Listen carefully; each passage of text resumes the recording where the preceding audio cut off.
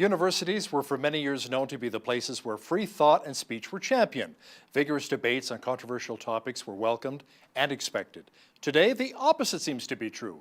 Controversial opinions are not always welcome. Our guests today have some very strong opinions on this. John Carpay is president of the Justice Centre for Constitutional Freedoms, and Catherine Furukawa, one of our regular BCN contributors. Welcome both to the show. Thanks for having me. Glad to be here. John, the good news is that our new Alberta government has made a pledge to hold public universities responsible for protecting free expression on campus. But will they face a lot of opposition to this from student unions and maybe some of the teacher faculties? I think they'll face some opposition from some people, but by and large, the taxpayers and I think most students on campus would be pleased to see some legislation in place to protect campus free speech and to hold universities accountable to fulfilling their own mission. Now, can you give us some examples of how universities really shut down free speech on controversial issues? Well, we saw at the University of Alberta in 2015, a small campus pro-life club put up a stationary display, and it was surrounded by a loud chanting mob, holding up sheets and towels and making it impossible for any debate or conversation to take place. And even though this was clearly contrary to the university's own rules, the university took no disciplinary action against any of the students. A few years earlier, we had a similar problem, pro-life club at the University of Calgary, with the campus administration threatening to expel them for doing nothing other than simply expressing their views peacefully on campus.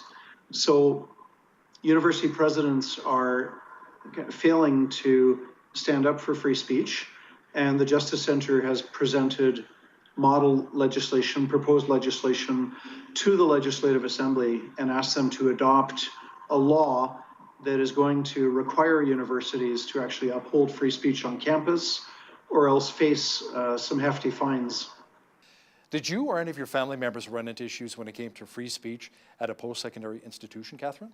My sister right now is actually at the University of Regina and has encountered this a couple of times, she said, in class, where she'll maybe offer an opposing view, maybe a more conservative viewpoint, and is immediately shut down and not always, but often not encouraged to share her point of view that's differing from professors, from classmates, and yeah, hasn't had that opportunity to share as you would, as other groups maybe are. So it's impacted your family personally then? Yeah. Right. Now, John, to support the Alberta government pledge, the Justice Centre has submitted a policy paper to the Legislative Assembly. Can you give us a brief outline of your suggestions? Yes, we suggest to the Legislative Assembly to pass a law that defines what free speech is and is not on campus. So, for example, to heckle and disrupt and physically obstruct somebody else's display is not bona fide exercise of free speech. The legislation would also empower the Minister of Advanced Education to levy fines up to $50,000 for first offense in cases where universities are allowing a mob to run wild and shut down a debate or a display or an event. And so we actually need legislation with some teeth in it that's going to hold universities accountable to the large sums of money that they are getting from taxpayers. Catherine, let me ask you something. Do you think $50K is enough of a fine, of a deterrent, or should we maybe think $100,000? I don't know. I guess it maybe depends on the institution, and I think if some personal responsibility was taken, not just by the university itself, but by those who are acting in a way that's not encouraging free speech, maybe it is enough. I don't know. John, what do you think, $50K, or should we go a little bit higher with that? On a second or third offense, it can go up to 100,000. So 50,000 is the maximum for a first offense.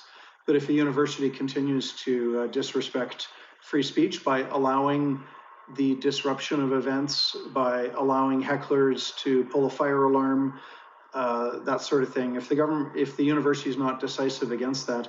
The other thing is that this law prohibits universities from targeting innocent parties with hefty security fees. For example, the University of Alberta has told a campus pro-life group they cannot have a display on campus unless they pay $17,500 in security fees, which of course is completely unaffordable for the group. And what this law will do is make sure that universities do not target the innocent, because the people who should pay that security fee are the ones that are disrupting events and obstructing events and organizing disruption on Facebook and Twitter. Now, John, you say this freedom of speech legislation would actually help Alberta attract the brightest of scholars and researchers? Considering the abysmal state with political correctness growing more and more, universities like the University of Chicago that have taken a stance for free speech and against political correctness, I think are going to attract good students. And I think the same would hold true of the universities in Alberta. You know, I simply don't understand why any self-respecting university would be afraid to allow politically incorrect speech on campus. Is it not about creating a discussion? Catherine, what do you think?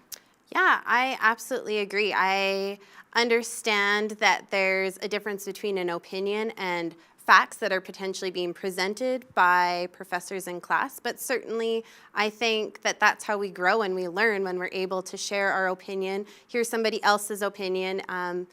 It teaches us empathy and understanding, and I think it's so important in our post-secondary institutions to have that freedom of speech. Catherine, you're a mom, you've got two girls, age 5 and 3. Are you concerned as well about their freedom of speech once they reach the university and college campus age? Absolutely. I mean, they are currently being raised in a faith-based home with some conservative perspectives, and it seems that often those are the groups that are not being allowed to share their opinions, and we're trying to teach them to be open to what other people have to say, and I think that if that's not reciprocated to them, for sure, as a mama bear, I would not be very happy to hear that that was going on while they're at university or college or wherever they go to study. John, still on the topic of freedom of speech, pro-life film Unplanned is not receiving any major distribution here in Canada, so people are not even getting a chance to see it. The film is based on the true story of Abby Johnson, and how she went from being the director of Planned Parenthood to being someone who now fights for the unborn. Is this not censorship if we can't see the movie here in our own country? It is censorship, but not on the part of government, and not in a way that makes it impossible to see the film. I think it's disappointing in a way that the movie theaters are quite selective in who feels offended by what. There's all kinds of films that come out that would be very offensive to people of faith, and movie theater, if it got complaints, would just shrug its shoulders. And here is a film that's going to be offensive to those who have strongly pro-choice views on abortion. Fortunately, it's not government that is doing the censoring, so we're not at risk of getting fined or having to spend time in jail for viewing the film or for distributing it.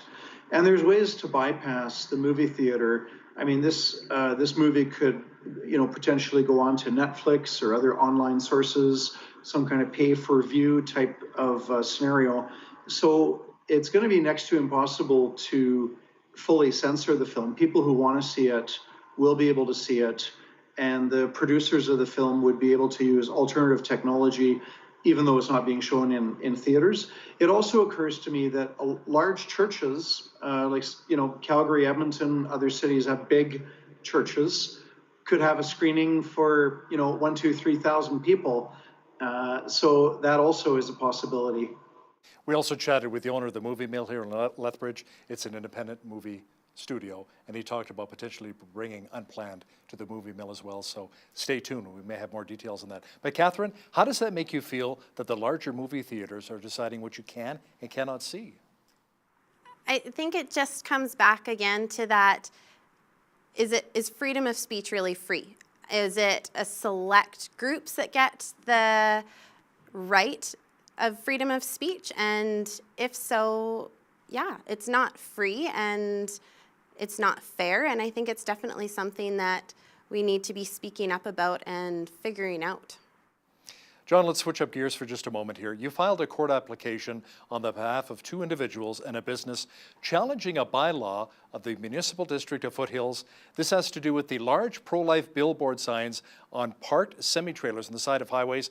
I see them when I go out to Calgary all the time. Tell me more about that.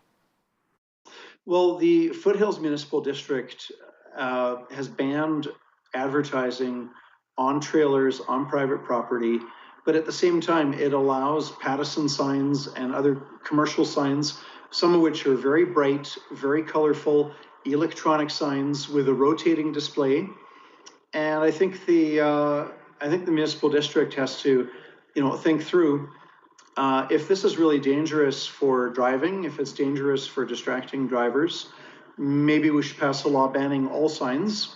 Or conversely, if it's not dangerous, if it's not causing a significant distraction, maybe we should allow all signs. But what the municipal district is doing is targeting signs on trailers on private property, but allowing companies like Pattison to put up much brighter and bolder signs along the side of the highways. So it's an untenable double standard, and we believe that it violates the free expression guarantee of the Canadian Charter of Rights and Freedoms. Yeah, because I mean, as a landowner, this is my private property. Let's say if you own that property, Catherine, out in the country, don't you feel you have the right to put whatever you wanted on your own property? Absolutely. I was actually just talking to somebody about this with the election who said, well, everybody in my community has signs up that are different than mine. I don't want to offend them. And the conversation went, well, what about all your neighbors potentially offending you by their choice of sign? I mean, it is your right on your property to display your opinion, I guess, as long as you do it in a respectful manner. And so, John, is there any particular bylaw specifically aimed at pro-life signs? And if so, would it be helpful for concerned citizens to contact their municipal district councillors and let them know how they really feel about this? Oh, absolutely. People should call their elected representatives. It's too bad that a law has to be taken to court, but it's the politicians themselves that can amend the law, and they can do so quite easily. And it's not about probably the expression is being targeted because it's pro-life, but we don't really know that for sure. But apart from the pro-life advertising that is on some of these trailers, the bigger issue is a double standard. Either the signs distract drivers and perhaps we should ban all of them, or they're not dangerous and we allow all of them. But politicians can correct the current problem, which is to allow the bright electronic commercial Pattison signs while going after private landowners. Let's squeeze in one more here. You've also asked that the provincial government repeal a gag law that the NDP put in place, which severely restricts third-party political advertising. What are the problems with this gag law? Gag law forces nonprofit groups to publicly post the names of their donors and where their donors live.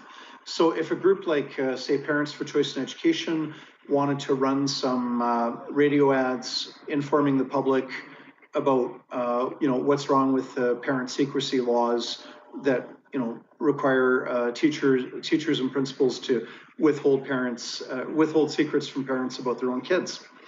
If Parents for Choice in Education wanted to run those ads, they would have to list, or they would have to tell Elections Alberta, and Elections Alberta would list on its website the names of anybody giving $250 or more towards the advertising campaign. What that does is it severely violates the privacy rights of citizens to be able to support the cause of their own choice, but not necessarily be public about it, in the same way that we have a secret ballot and we don't have to disclose publicly who you vote for, because if we did, it could lead to intimidation and bullying and all kinds of problems. So hopefully a new government will repeal these gag law provisions that hamper grassroots organizations from running advertising campaigns. Catherine, let me ask you, as a concerned citizen, would you feel that'd be a violation of your rights? 100%. I mean, I don't show you my bank statement. Why, this is no different, as far as I'm concerned, so. So John, what kind of response are you getting from the government so far on your policy papers? Well, it's just been in the last 10 days that we have submitted the 2 different papers, so no response yet. But there are private members who are looking at putting bills forward, and they now have at least 2 more options to consider, and as does the government as well, because the government will be bringing forth a lot of legislation as well, starting on Tuesday, May 21st. John Carpay, President of the Justice Centre for Constitutional Freedoms, and BCN contributor Catherine Furukawa, thank you so much for joining me today. Thanks for having me. Thanks for having us. On behalf of all of us here at BCN, I'm Hal Roberts. God bless and have a great night.